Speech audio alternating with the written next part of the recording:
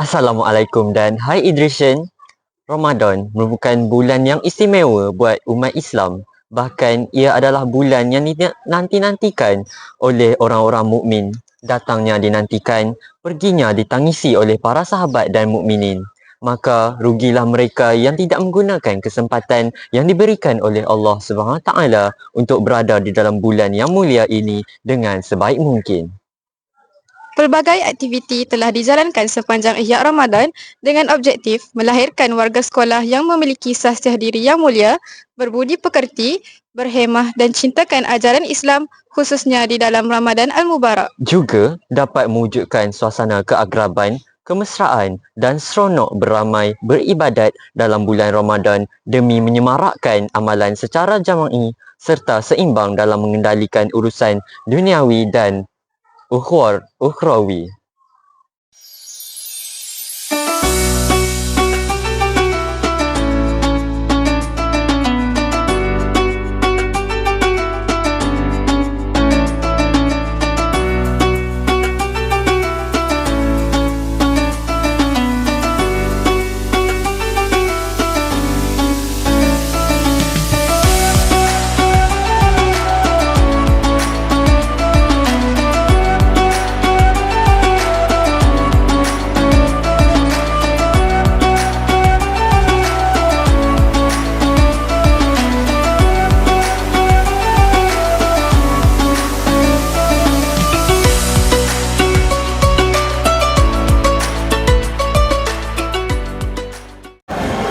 Terima kasih sebab menjayakan program Ihya Ramadan selama sebulan ni daripada first start dan sekarang ni dah penutup.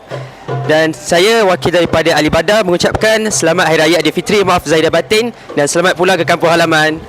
Ustaz boleh bagi sedikit ucapan Hari Raya? Okey. Bismillahirrahmanirrahim. Assalamualaikum warahmatullahi wabarakatuh.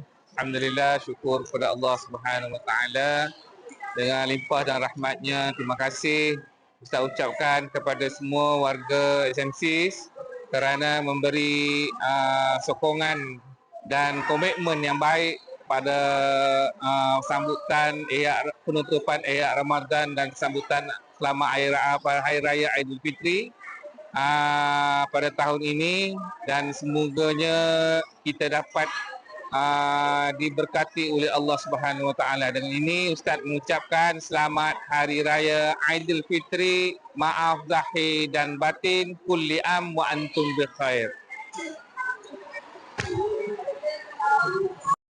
Ramadan hampir melabuh tirai, rindu terasa menusuk di hati. Moga bertemu di tahun mendatang dalam iman yang lebih berseri. Ramadan pergi, hati sayu, Syawal menjelang berseri cahaya. Sebulan sudah kita bersatu, moga takwa kekal selamanya. Dengan ini, kami mewakili kru Idrishan TV PSS mengucapkan selamat pulang ke kampung halaman. Salam Aidilfitri buat semua. Dan kini sudah tiba di penghujungnya dalam majlis penutupan Ihya Ramadan dan Khatam Al-Quran SMK Sultan Idris Shah II bagi tahun 2025. Saya Wan Nurdayana binti Wan Syarul Hizan. Dan saya Ismail Muhammad Qayyim bin Muhammad Nazri, wartawan Idrishan TV PSS.